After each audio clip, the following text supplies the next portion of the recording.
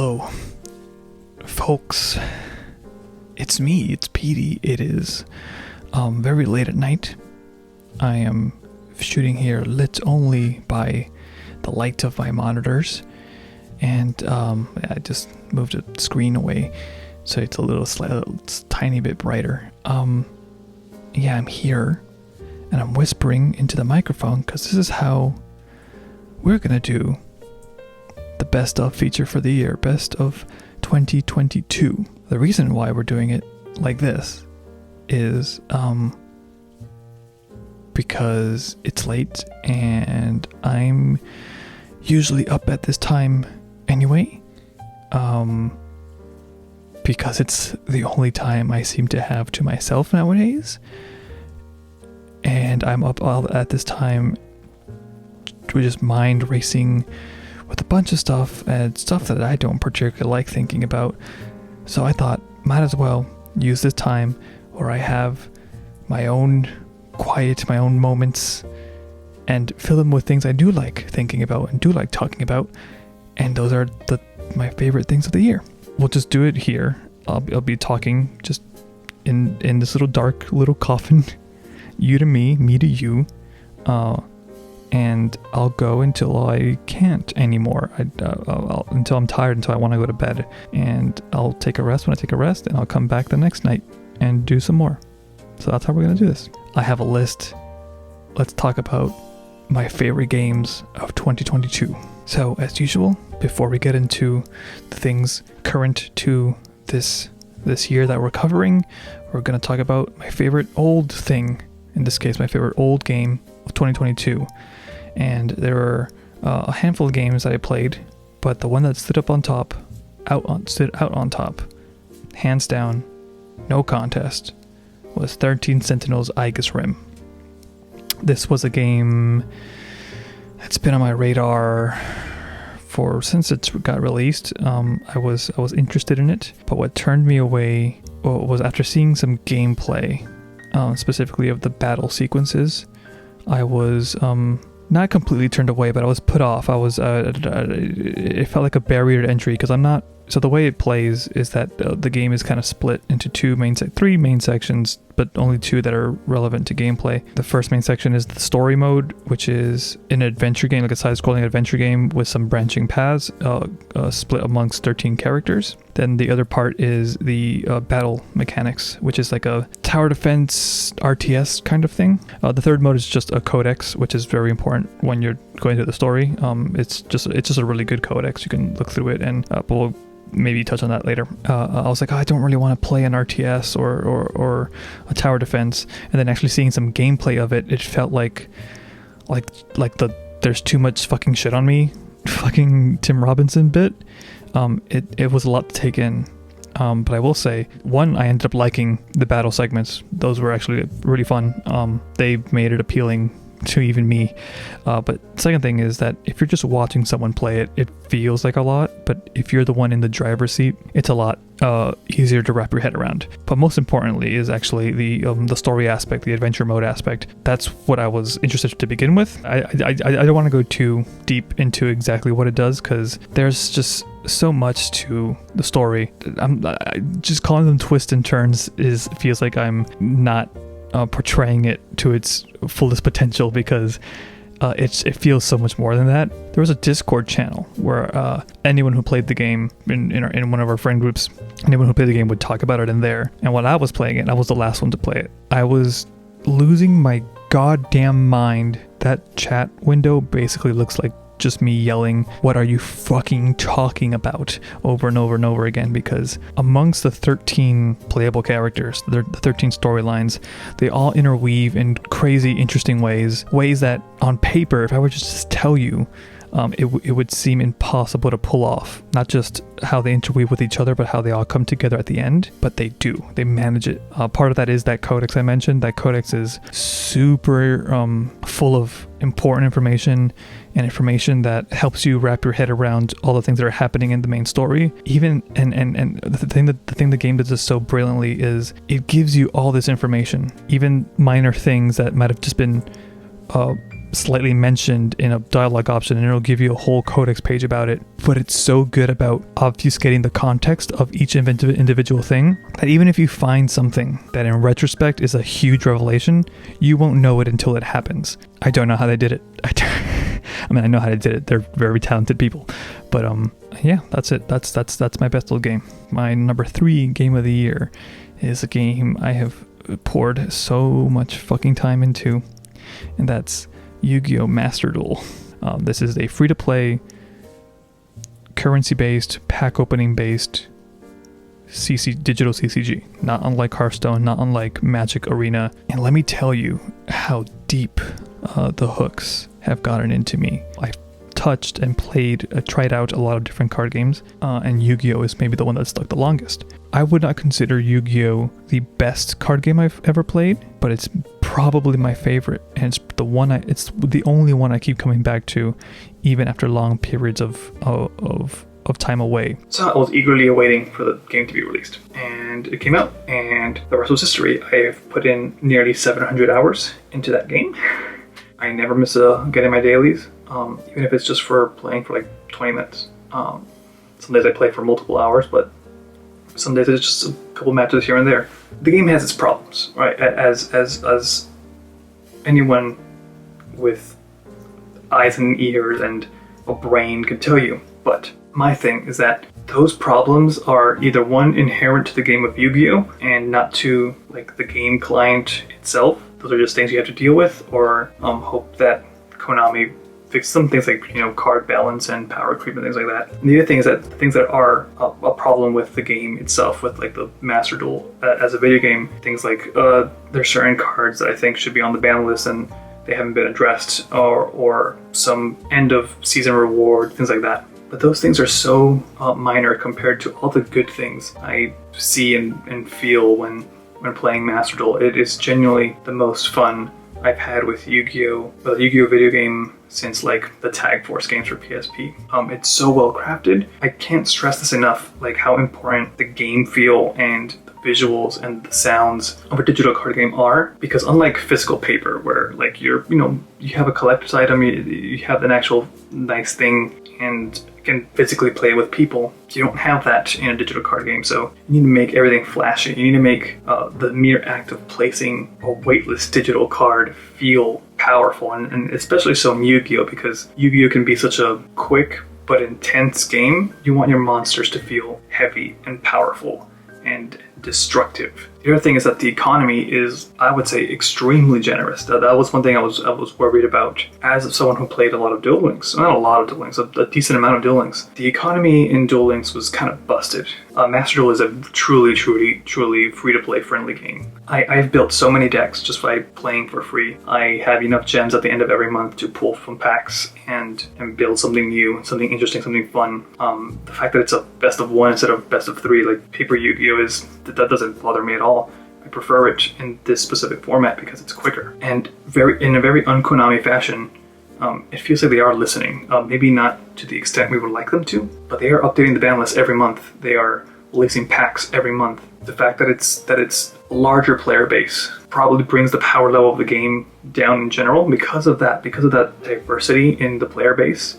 It means there's a lot of decks, even in the higher tiers where there is a meta, there is a most powerful set of decks. You can still climb to the higher area tiers. Maybe not the top tippy top tier, but you can climb pretty far with a deck you find fun, a deck you just enjoy playing, because there's enough diversity to allow for that. And I think that's super healthy. Yeah, I love Master Duel. I'm having a lot of fun with it, and I will continue to play it. Next up, let's talk about my second favorite game of the year. And that's a Pokemon game. Pokemon Legends Arceus is not a Pokemon game I knew I wanted. People always talk about wanting their open world Pokemon, and a lot of people want a lot of things from Pokemon. I'll just leave it at that. And I always wanted to see what Game Freak and the Pokemon Company can do to push Pokemon forward in interesting ways, but I never really had a specific idea of what that should be. I just wanted to see what they could come up with. I just wanted something that felt fresh, something that felt new. And that's kind of what Arceus is. The fact that Arceus is so open and eliminates a lot of what we considered core to Pokemon. and just lets you roam and have fun and explore. That is my kind of game. I love going around smelling flowers, doing much of nothing besides just making incremental progress as I find enjoyment in the little things in the world. I just love sneaking around and eating a Pokeball into a Pokemon's back and just immediately catching it. All the Pokemon look so full of life. I love the art style of this game. I just keep coming back to fresh because the word fresh just perfectly describes what this feels like. It felt so fresh. It felt such a great direction to take Pokemon in. And even after playing Arceus, I don't even feel like I want all Pokemon to be like this. I just want a variety now. I want the classic Pokemon style games with, again, tweaks to gameplay to modernize them. And then I also want things like Arceus that feel new, that break some of the Pokemon formula rules. The direction they're moving with the mainline series is also a good direction to move in. There's just a lot of stumbles and growing pains in that process, whereas Arceus felt like it had way less of those growing pains. Let's move on to my favorite game of the year. And this one's going to be hard to talk about because of what it is. But it's Tunic. Similar to, let's say 13, similar to 13 Sentinels Aegis Rim, where we had a channel and I was losing my goddamn mind in that channel. Tunic, we didn't have a channel yet because I was the first one to play Tunic in this group. And eventually people started jumping on board and playing Tunic, and then we were all losing our minds at different stages. Well, there's multiple parts of Tunic that feel so special. But one part I want to focus on right now is the part of playing that game with other people. It's a single player game. It's not, it's not multiplayer. It's Zelda like a fox. It's your little fox. You're running around in a seemingly Zelda-like world and gameplay style until it isn't. Playing that game with a community of people, seeing them all slowly come to the same revelations and realizations that you have is so much fun. Helping them, nudging them towards certain things, and you want them to see it either a little faster, or you don't want them to get lost in the minutia of trying to figure it out. You just kind of give them a little push. That's so much fun. Not to say that I think there is a lot of minutia in Tunic to begin with. Some people think some of the later game surprises count as minutia. I don't. I think a lot of the joy that game brings, is to do with the later segments of that game and figuring all those things out. It didn't feel overbearing at all. I thought the game gave you everything you needed to do it, and the way it does it is just something I wish more video games did. I know some video games have done it before, but this is the one that really made it feel wonderful. I also want to say, but wonderful in the very literal sense, full of wonder. Yeah, Tunic's fantastic, man. I could just leave the Tunic talk there. There's so much more to say about Tunic, but it's best you just pick it up and play it, and don't come in with any preconceived notions about the game itself, despite what it might seem like. Just play it, enjoy it for what it is. And yeah, that's all I gotta say about Tunic. I'm here to talk about the things I care about. I was gonna be like, there's a few things here that I can talk about Tunic that are I'm not sure about this, but I'm here to hype up the things I really enjoyed this year. So let's just leave it at that. That's Tunic. I think I'm done for the night because I'm not particularly tired in terms of sleepy sleep, but I am tired in terms of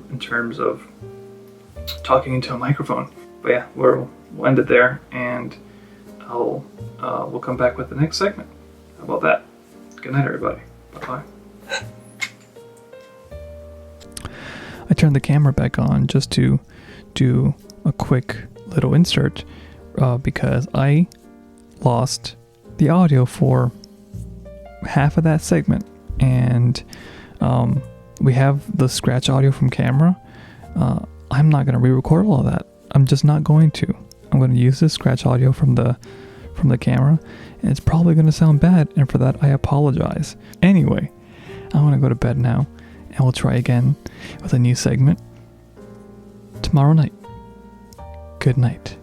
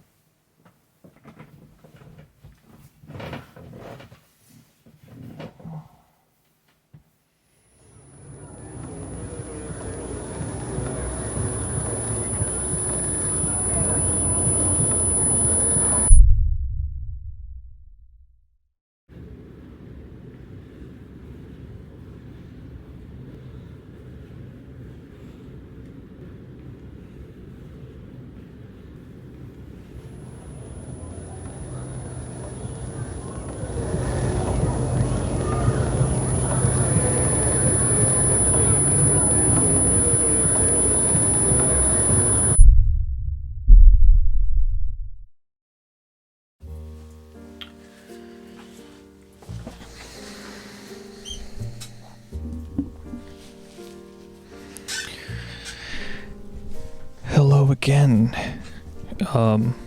everybody. It's another night. I'm gonna move this microphone a little bit more. Another night, and I'm awake as usual. So let's talk about more things that I like. But tonight we're gonna talk about music, which is, or has become rather, the bastard child of the best of feature. Bastard child of the website, really. That used to be movies, remember? I don't know if you remember back when I would forget to watch a bunch of movies or not find the time to watch a bunch of movies. And now those seem to have flipped completely. I watched quite a lot of movies that we'll get to in the movie segment. And I just did not listen to a lot of music, and it's been that way for a handful of years. To make up for it, when I was making all the lists, I just listened to a bunch of albums back to back just to get some new stuff, like just like the entire day. Like an album finished, I played a new one, I played a new one, I played a new one, and then once that entire series of albums were done, I went back to the top of the list and replayed them all just to get an idea of what the music was like. I don't recommend it. That is an insane way to listen to music. I went crazy myself. Do not do it. Don't follow my example. Yeah. All right. Let's talk about music. Let's talk about the first part. For me, the best old album of 2022 is Six Case by Yornis. This is an album actually that came out very, very late last year, around December, but Yornis, I've talked about them on the site and on the channel before. They're a Japanese band. They did the theme song for Sing Yesterday for me. I like that anime a lot, and I ended up listening to the band through them. This is their first album. They've made a handful of EPs, but this is their first full album. A lot of the songs are new. I would actually say most of the songs are new, but there are a few songs that they filled out the rest of the album by getting different songs from their previous EPs. Some of them were completely re-recorded for the album, and some of them are just the direct track. The main one that I'm thinking of, though, is a song called Bathroom. It's a song from their first EP, I believe, and it's a song that I really, really like, and they re-recorded it for this record. And I hadn't heard it in a while, and hearing it in like this album version was just a fun way to rediscover how much I really like that song. There's also a song called My Last Day, which was a fun addition to the album for me, because that song is from a different EP, the most recent EP. But that song was only a secret track called Secret Track. It didn't even have a title. And it was a secret track only on the physical version. None of the digital versions had it. If you bought a physical copy of the CD, which I did, and you ripped it, it was there. I didn't know that going in. It was a fun surprise when I first got the CD. But yeah, Six Case is by Yornis is my best old album, simply because it's a band that has only done a small handful of stuff, and they did some new stuff that I really enjoyed, and they brought back some of their old stuff that I really enjoyed as well. I'm probably not going to talk too in depth about any of these records, just because I haven't done much with any music this year, like I said. So let's move on to the best music of 2022, the best albums of 2022. We're going to start with number 3, and number 3 is Renaissance by Beyonce. So when it comes to Beyonce, it's never been like a thing that I'm out there listening to all her records, right? Beyonce's always mostly been a radio artist for me, someone who would come on the radio and I'd be like, yeah, this is good. I like this is good, but I would never seek out her stuff until Lemonade. Lemonade is what changed that, and I really, really like Lemonade. I think that's a fantastic album. But as I was gathering some semblance of albums to put on the list, I was like, yeah, I'll throw the Beyonce album in there, and it's fucking good. It's really fucking good.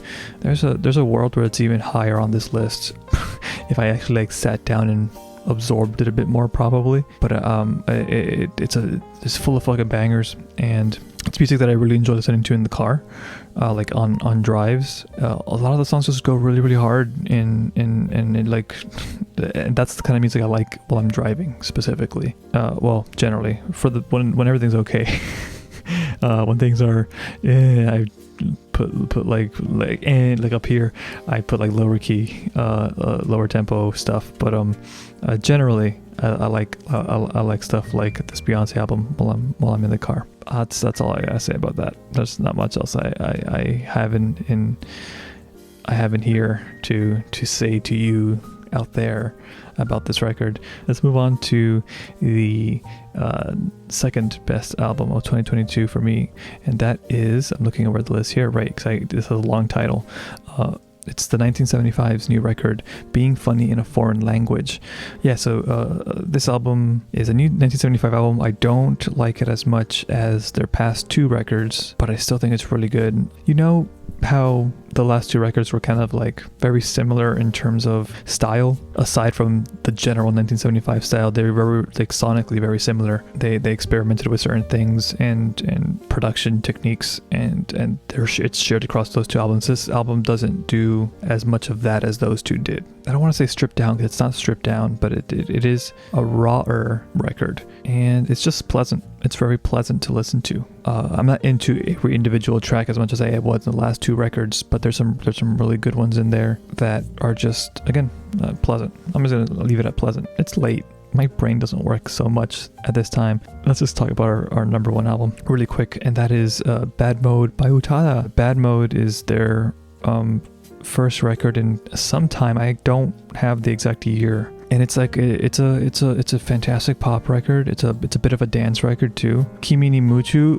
is easily my favorite song on that record.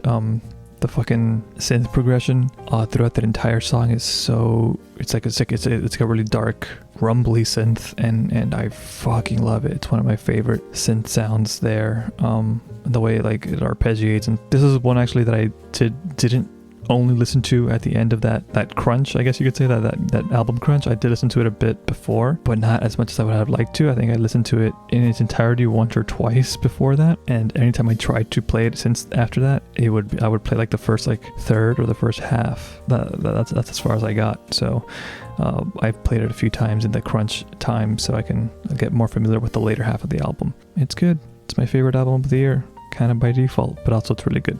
To make up for the fact that this segment is the Bastard Child segment, I want to highlight some singles that constantly came back up that I really liked and kept playing. So special shout outs to About You by the 1975. I know I gave them the number 2 spot, that entire album, but About You is my favorite track on that album. Kataomoi by Eme. I love Eme, and that's the song that turned me on to her. Kickback by Kenshi Yonezu, which is the theme song for Chainsaw Man. Hadaka no Yusha by Vondi, which is the second OP for Ranking of Kings. Don't Take the Money by Bleachers. This is an old song. This is a song from their second album, I think. Kawaki wa Ameku, which is by Minami.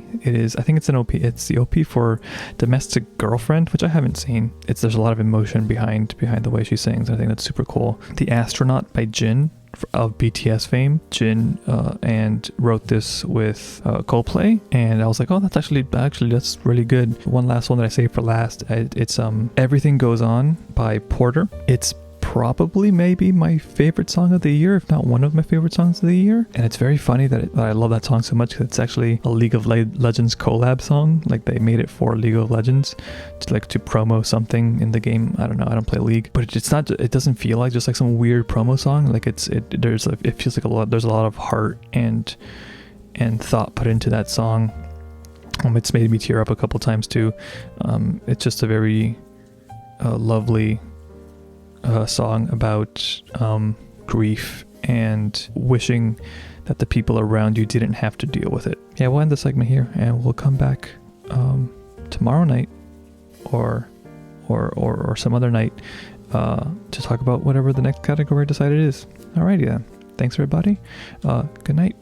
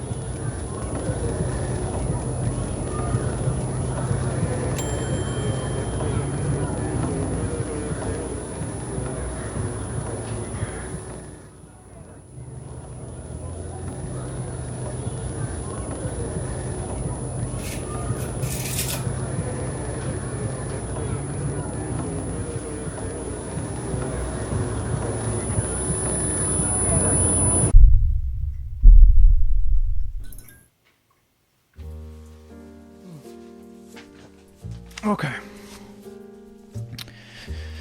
Hello again, everybody. Putting my headphones on so I can hear myself.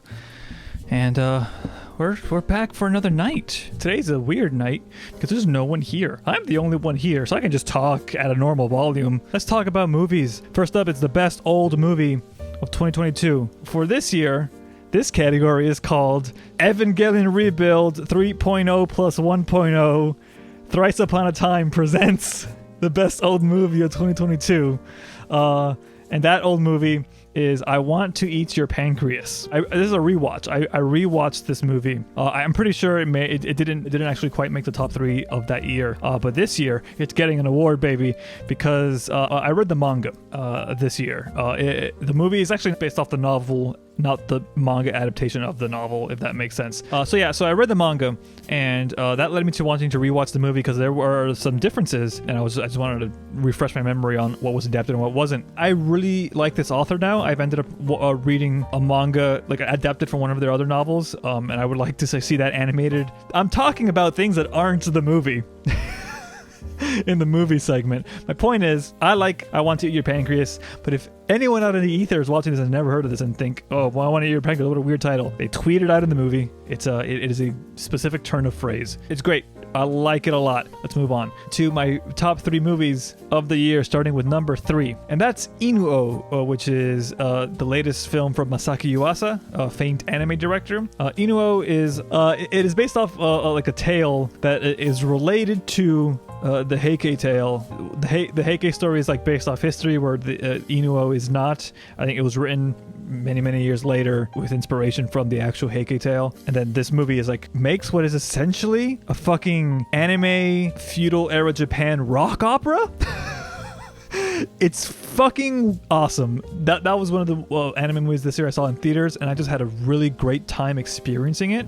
The musical numbers were good. They were long. I will mention that up front. They were long. There's not that many musical numbers, but they were long musical numbers. I think there's like 3 in the entire movie, and they're less of a scene being played out musically as much as it is a performance. It's like you're watching a concert, and I love concerts. You know that is so you're watching a concert, and the lyrics of these songs happen to be parts of the tale. It's wild seeing what musical genres they choose and mix in with the biwa playing that would normally be used during this time by the monks who tell these tales. So much so that my jaw was on the ground during I think the second musical number when I realized basically what song they were singing, because the songs are analogous to actual songs. It's really neat what they do with the musical stylings. Also, it looks great, and the characters are so lively and so animated, and a lot of Yuasa's style is that kind of like a very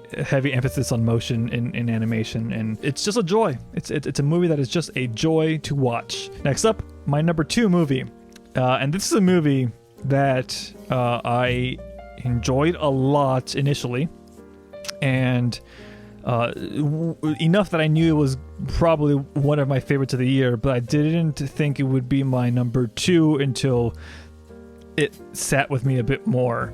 And that movie is Everything Everywhere All at Once. This is, if we're going to talk about wild movies, this is a wild fucking movie. It's directed by the Daniels of the Turn Down for What music video fame, of Swiss Army Man fame. Their style is very, very out there, very, very over the top. They have fun, right? Like, I think that's the best way to describe it. They have fun with what they're making, and that really tells with the final product. Like they just had a lot of fun making that thing. With Swiss Army Man, there's also besides it being fun and silly, there is an underlying emotional anchor that is very important to why their style resonates so much, because it's like a really big contrast, and that is taken up a notch in Everything Everywhere All at Once. It's a very personal human story about knowing your place in the world and how important the people around you are, how important your family is to you, how important that no matter what you do, no matter how many mistakes you've made, in the end, what matters is Excuse me.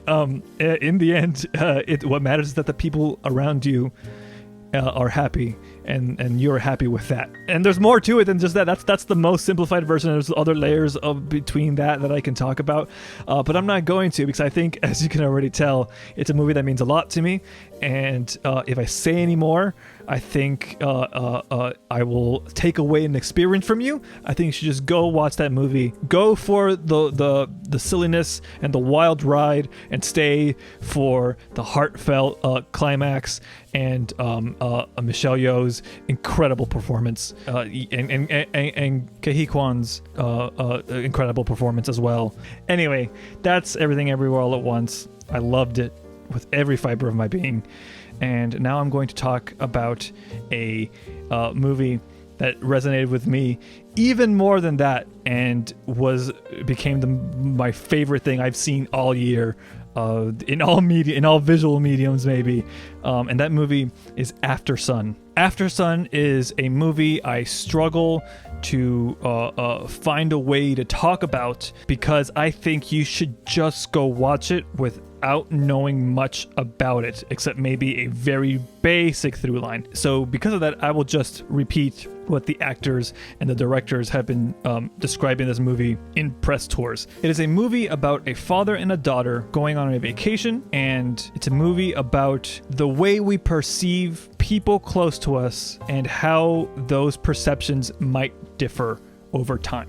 The way that movie is presented, it looks like what nostalgia feels like, right? It looks like what hindsight feels like, if that makes any sense. And once you see what that movie is trying to tell you, you are just on the edge of your seat. At least I was on the edge of my seat the entire time, like waiting for a ball to drop. And that tension underlying such a handful of lovely scenes with a father and a daughter, quite frankly, having a really good time on their vacation for the most part, was such a strange feeling, because it was just like, I was very happy to see such a like nice and healthy father-daughter relationship portrayed, but there was just this feeling of something is off. Just little something is off, and I don't know when that ball's gonna drop. It's so great and so well done. And that's all even before this one thing that happens near the end of the movie that I do want to vaguely talk about. I'm not gonna spoil it. I will talk about it in vague terms. But there is a final sequence in this movie that is not just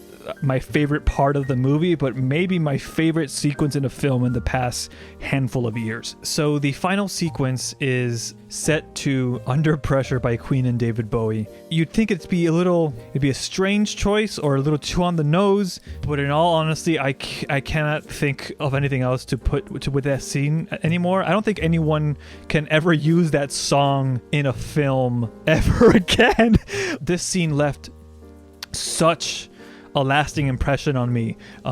It was beautiful, it was tragic, it was profound, it's terrifying, quite frankly. Not terrifying in a way like in a horror sense or in a scary sense. I mean terrifying in a way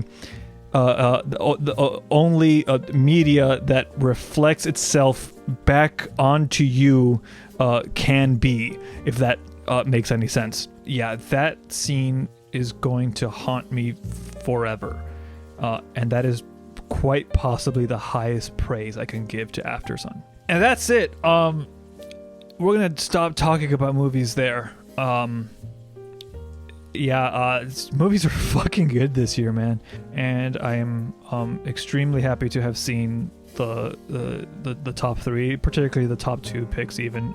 Just very, very heartfelt movies that mean a lot to me now. So yeah, go watch those all, and I hope you find something even remotely as meaningful in them as I did, because I think they're that good and can leave that much of an impression on damn near anybody. Anyway, that's it. I'm just going to sit here in the mud that I made for myself by talking about these movies. Thank you, everybody. Goodbye and good night.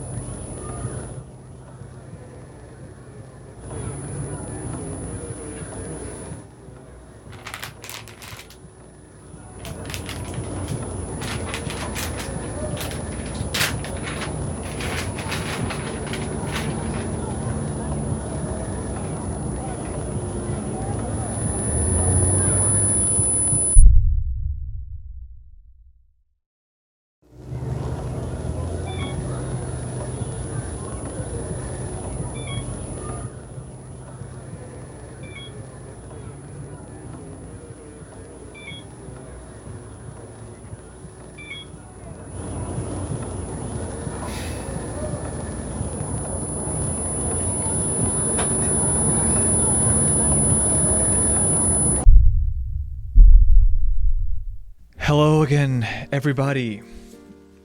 Let me get into position because everything moved around as I spun the chair. Here we are, folks. It is the final segment, the final category of our best of 2022 feature. Hey, we're talking about anime today. What a season, baby. It's been a good handful of years for anime.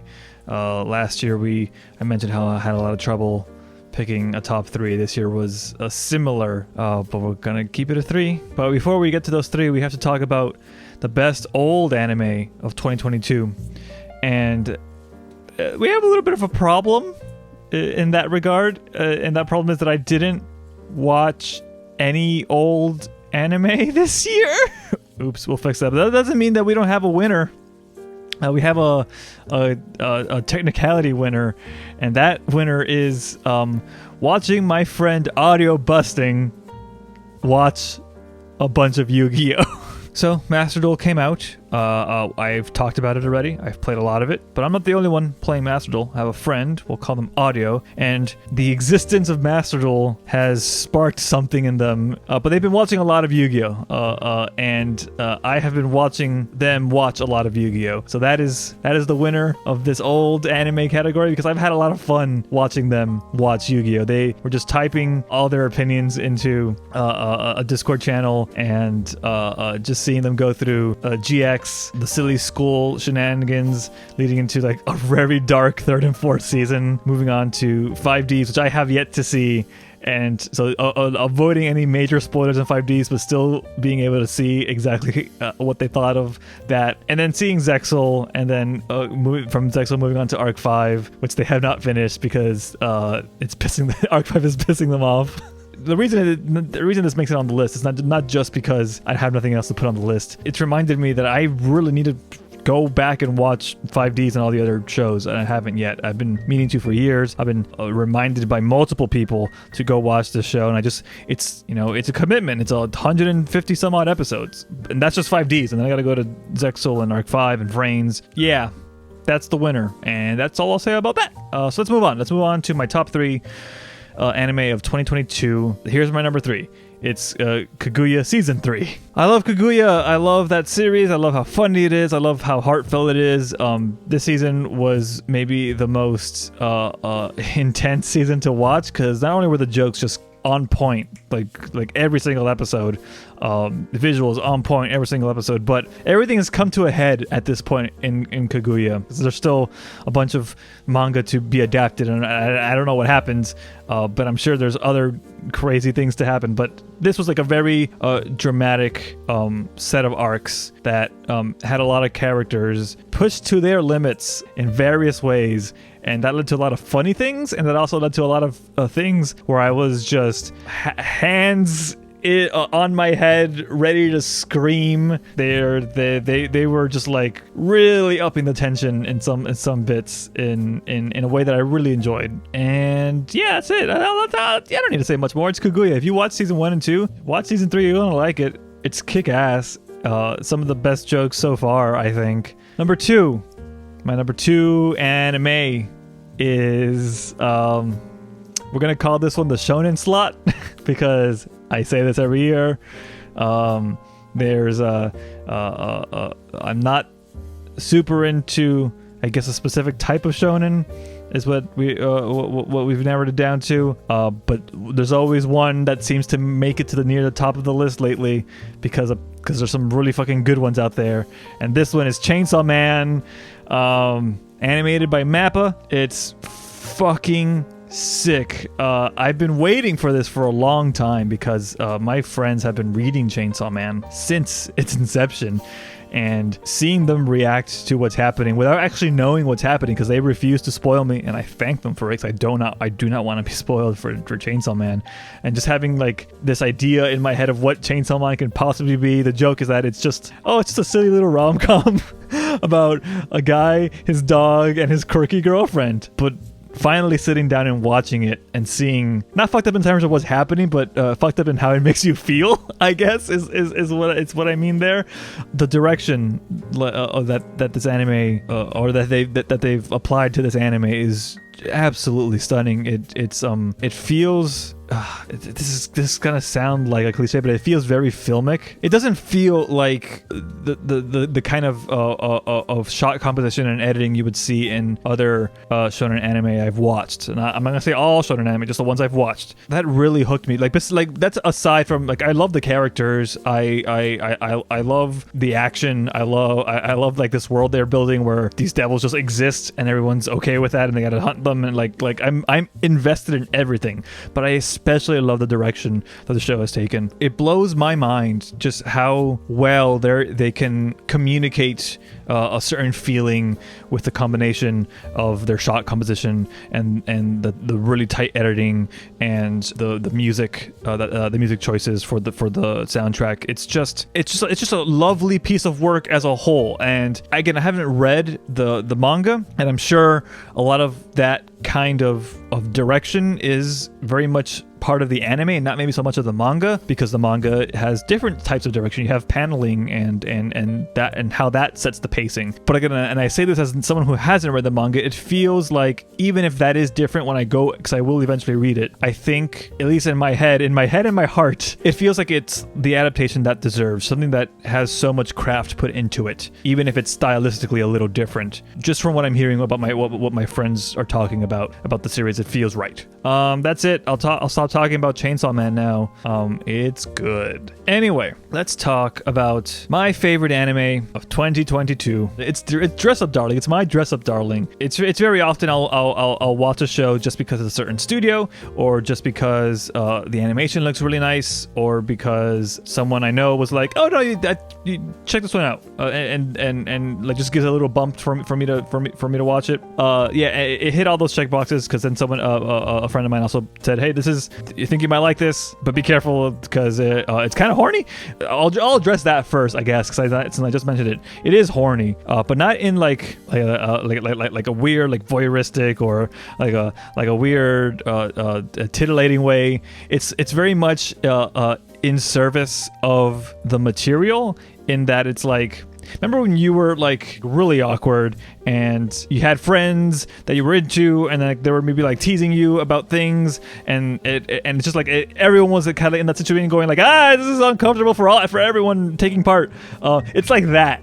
It's like that in like an incredible way. Like it expresses those feelings so well. But besides that, like that aside, it's such a fun romantic comedy with characters that I absolutely adore. The script is flipped on this one a little bit. Instead of like the guy pining over the girl, it's vice versa in this case, and it's done in such a very cute way. It's just very endearing, the way Marin pines for the main character, the other main character's name, who I don't remember, and I'm terrible with names. Their dynamic is just so, it feels so real. It doesn't feel like just something that you write for a manga or for an anime and it's like exaggerated a bit, and it's like this like over the top thing. It feels very, very true to life about how two friends, maybe oblivious of each other's feelings but are still very close, would feel and act, and it's absolutely an incredibly fun watch. That's it.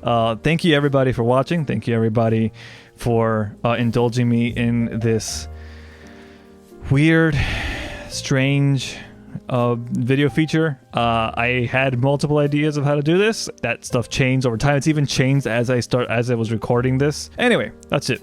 We'll end the video there. Thank you again for watching. May 2023 be filled with whatever you want it to be filled with. I'm gonna go to bed because I'm tired. Thank you one last time, and good night.